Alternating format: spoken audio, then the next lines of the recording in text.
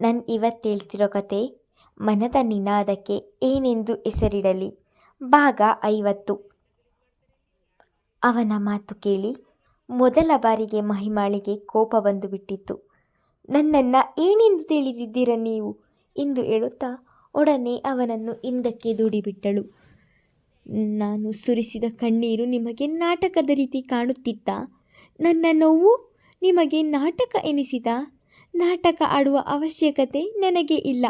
ಹೌದು, ಆ ಕಳ್ಳ ನನ್ನ ಸರ ಕಿತ್ತುಕೊಂಡು ಹೋದಾಗ ನನ್ನ ಮನಸ್ಸಿಗೆ ಬಹಳವೇ ನೋವಾಯಿತು.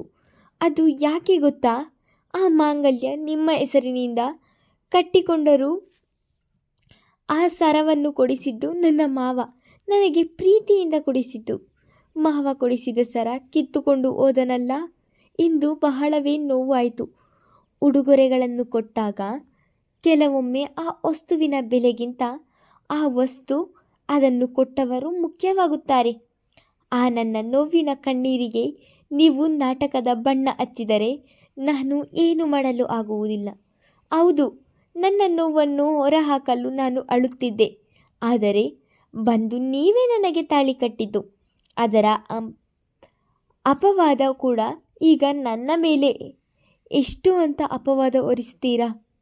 ನಿಮ್ಮ ಅಪವಾದಗಳನ್ನು ಒತ್ತು ನನಗೂ ಸಾಕಾಗಿದೆ.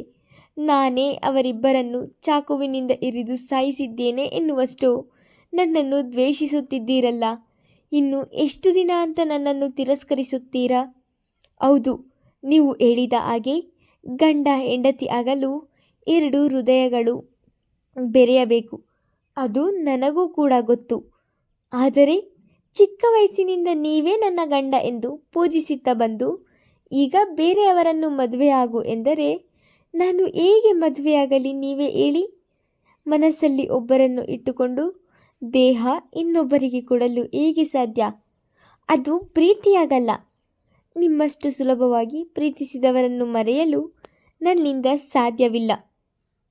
ಅವತ್ತು ಒಂದು ಮಾವ ನಿಮ್ಮ ಎದುರು ಬಂದು, ಮಹಿಮಾಳನ್ನು ನೀನು ಮದುವೆಯಾಗುವವನು, ಅವಳನ್ನು ಈಗಿನಿಂದಲೇ ಜೋಪಾನ ಮಾಡು ಎಂದು ಹೇಳಿದರು.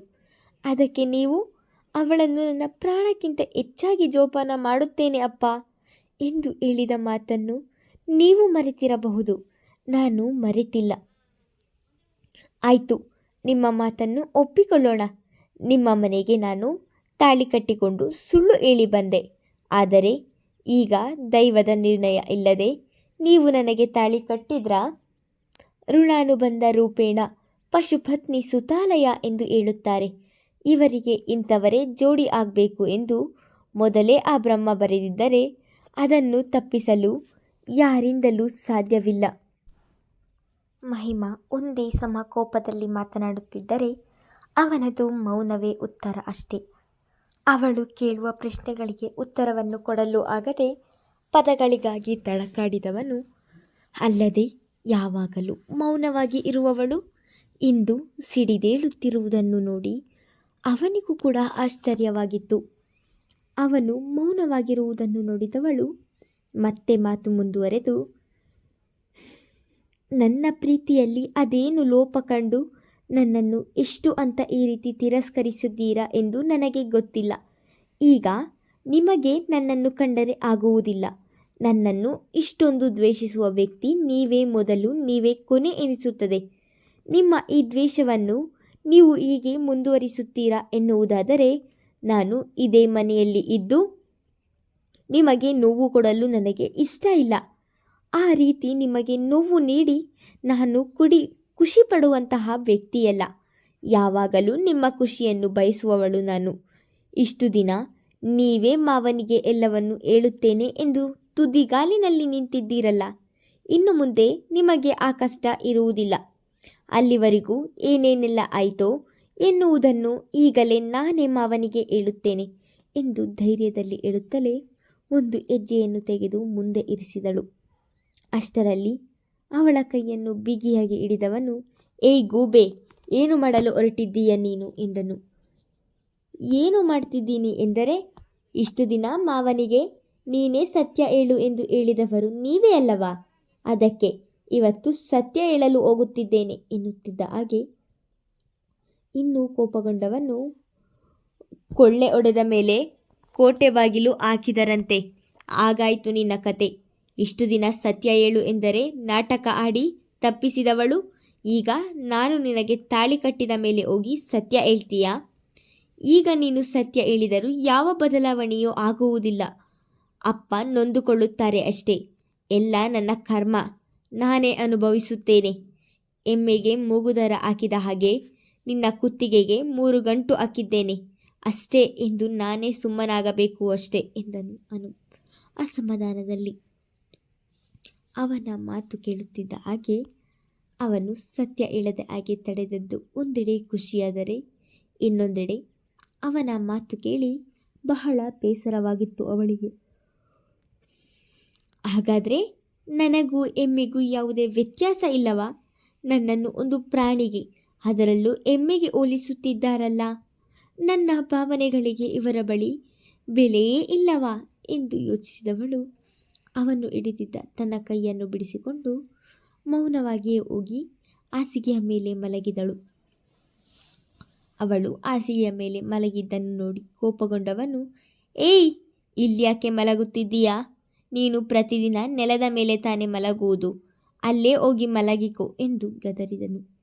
ಅವನ ಮಾತು ಕೇಳಿ ಒಡನೆ ಎದ್ದು ಕುಳಿತವಳು, ನಾನು ಯಾಕೆ ನೆಲದ ಮೇಲೆ ಮಲಗಲಿ? ಇಷ್ಟು ದಿನ ನನಗೂ ನಿಮಗೂ ಯಾವುದೇ ಸಂಬಂಧ ಇರಲಿಲ್ಲ. ಸಂಬಂಧ ಇಲ್ಲದೆ ಇರುವ ಒಂದು ಗಂಡು ಹೆಣ್ಣು ಒಂದೇ ಹಾಸಿಗೆಯ ಮೇಲೆ ಮಲಗಿದರೆ ತಪ್ಪಾಗುತ್ತದೆ ಎಂದು ನಾನು ನೆಲದ ಮೇಲೆ ಮಲಗುತ್ತಿದ್ದೆ ಅಷ್ಟೇ. ನೀವು ಯಾವಾಗ ನನ್ನ ಕುತ್ತಿಗೆಗೆ ತಾಳಿ ಕಟ್ಟಿದಿರೋ ಆಗಿನಿಂದ ನಾನು ನಿಮ್ಮ ಹೆಂಡತಿ. ಹಾಸಿಗೆಯ ಮೇಲೆ ಮಲಗಲು ನನಗೆ ಅಧಿಕಾರ ಇರುವುದು. ಇನ್ನು ಮುಂದೆ ನಾನಂತೂ ನೆಲದಲ್ಲಿ ಮಲಗುವುದಿಲ್ಲ, ಇಲ್ಲಿ ಮಲಗುತ್ತೇನೆ ಎಂದು ಜೋರಾಗಿ ಹೇಳಿದಳು. ಅವನು ತಾಳಿ ಕಟ್ಟಿದಾಗಿನಿಂದ ಹುಡುಗಿಗೆ ಸ್ವಲ್ಪ ಧೈರ್ಯ ಬಂದಂತಿದೆ. ಅವಳ ಮಾತು ಕೇಳಿ ಮಹರ್ಷಿಗೆ ಚಿಕ್ಕಂದಿನಲ್ಲಿ ಹಠ ಮಾಡಿಕೊಂಡು ತನ್ನದೇ ನಡೆಯಬೇಕು ಎಂದು ವಾದಿಸುತ್ತಿದ್ದ, ಜೋರು ಮಾತನಾಡುತ್ತಿದ್ದ ಮಹಿಮಾಳನ್ನು ಕಂಡಂತಾಗಿತ್ತು. ಇಷ್ಟು ದಿನ ಮೌನ ಗೌರಿಯ ಹಾಗೆ ಇದ್ದವಳು ಇವಳೇನಾ ಎನಿಸಿತು ಅವನಿಗೆ.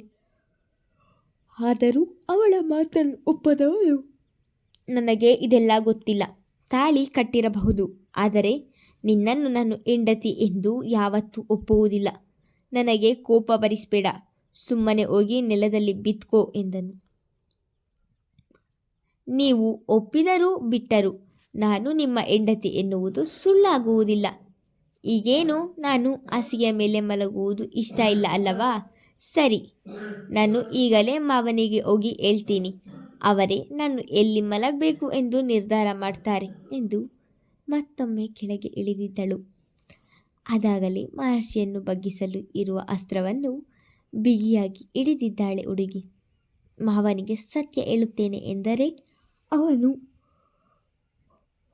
ಎತ್ತಗಾಗಿದ್ದನ್ನು ಆಗಲೇ ಗಮನಿಸಿದವಳು ಅದನ್ನು ಬಂಡವಾಳ ಮಾಡಿಕೊಂಡಿದ್ದಳು.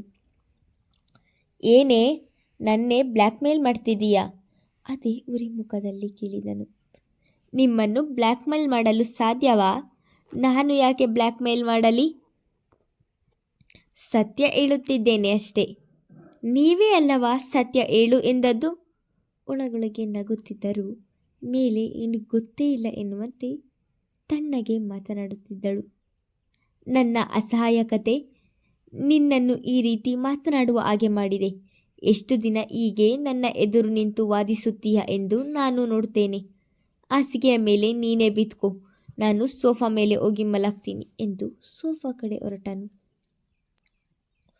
ಅವನು ಸೋಫಾ ಮೇಲೆ ಮಾರು ಹೋಗಿ ಮಲಗುತ್ತೇನೆ ಎಂದು ಹೇಳಿದ್ದು ಮಹಿಮಾಳಿಗೆ ಬೇಸರವಾಯಿತು.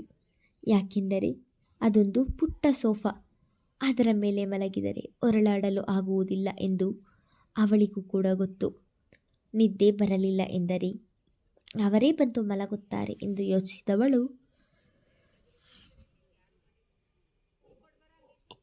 ಬೆಳಗ್ಗೆಯಿಂದ ಆಯಾಸವಾಗಿದ್ದರಿಂದ ಮೈ ತುಂಬ ರಗ್ಗು ಹೊದ್ದು ಕಣ್ಣು ಮುಚ್ಚಿದಳು.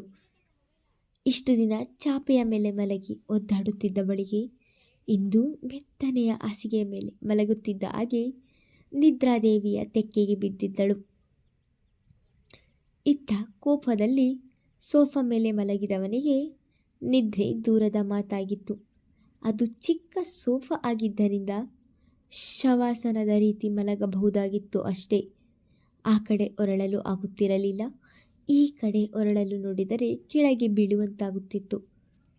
ನಿದ್ರೆ ಬಾರದೆ ಇರುವುದಕ್ಕೆ ಹಣೆಯ ಮೇಲೆ ಕೈ ಹೊತ್ತವನಿಗೆ ಹಳೆಯ ನೆನಪುಗಳು ಶುರುವಾದವು. ಅದಾಗಲೇ ನೆನಪಿನ ಅಂಗಳಕ್ಕೆ ಜಾರಿದನು. ಮುಂದುವರಿಯುವುದು. ಹಿಂದೆ ಏನಾಗಿತ್ತು? ಚೆನ್ನಾಗಿದ್ದ ಎರಡು ಕುಟುಂಬಗಳ ನಡುವೆ ಮನಸ್ತಾಪ ಬರಲು ಕಾರಣ ಎಂದು ನೀವೆಲ್ಲರೂ ತಿಳಿದುಕೊಳ್ಳಬೇಕಾ? ಇದನ್ನು ತಿಳಿದುಕೊಳ್ಳಲು ಮುಂದಿನ ಸಂಚಿಕೆಯವರೆಗೂ ಕಾದು ನೋಡಿ.